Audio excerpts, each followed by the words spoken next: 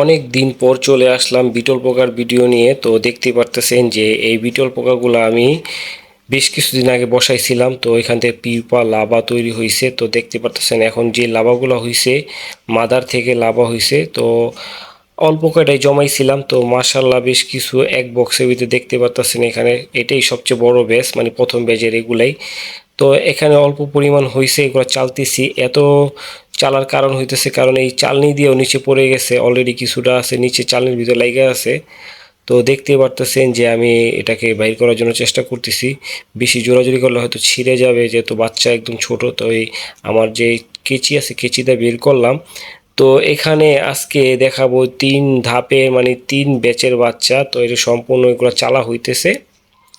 তো চালার পরে গিয়ে হয়তো এটাকে সম্পূর্ণ আপডেটভাবে প্রসেসিংভাবে এটা কীভাবে কী করতে হয় সম্পূর্ণ এটা ভিডিওটা দেখাবো আপনাদেরকে। তো ওদেরকে খাবার দাবার দিতে হয় পেঁপে বা মিষ্টি কুমড় বা গাজর বা শুকনা খাবারের ভিতরে, যেমন আলু হইতে পারে। তো শুকনা বলতে এগুলাই, মানে ভিজা কোনো খাবার দেওয়া যায় না। পেঁপেটা দিলেও দেখা যায় কাইটা একটু শুকিয়ে দিতে হয়, কারণ বেশি ভিজাটা দিলে ওদের জন্য সমস্যা হয়ে যায়, কারণ ওরা পানিটা পছন্দ করে না। আর পানি পাইলে মৃত্যুটা বেশি তাড়াতাড়ি হয়ে যায়। তো যতটুকু পারবেন পরিষ্কার পরিচ্ছন্ন রাখার জন্য চেষ্টা করবেন যারাই আপনারা করতেছেন।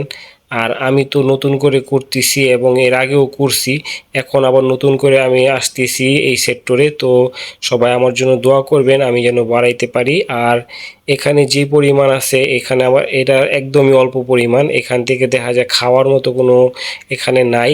এটারই বড় করে আবার নতুন করে মাদার বসাইতে হবে, তারপরে গিয়ে ডান আমি আবার নতুন করে আবার আসব। তো দেখতে পারতেছেন যে এইগুলো ছাদকুড়া পড়ে গেছে, তার জন্য এগুলাকে হালাইতে হবে। এইগুলোর ভিতরেও কিছু বাচ্চা আছে, তো এগুলাকে এক এক করে আলাদা করব। তো দেখতে পারতেছেন যে চামচ দিয়ে আলাদা করতেছি। তো এগুলার যে মেন যে বড় বড় যে সাইজের যে ইগুলা ছিল আমার কাছে, ওগুলাকে বড় করে এবং আমি লাভা তৈরি করছিলাম, পিউপা তৈরি করছিলাম। পিউপার থেকে মাদার হয়, মাদার থেকে লাভা হয়। তো এখন যে লাভাগুলো আছে এগুলো একদমই সাইজ ছোট। তো সামনে হয়তো এটাকে বড় করে আপডেট ভিডিওটা একদম আপনাদেরকে হাতে ধরে দেখাবো যে কত বড় হয়েছে।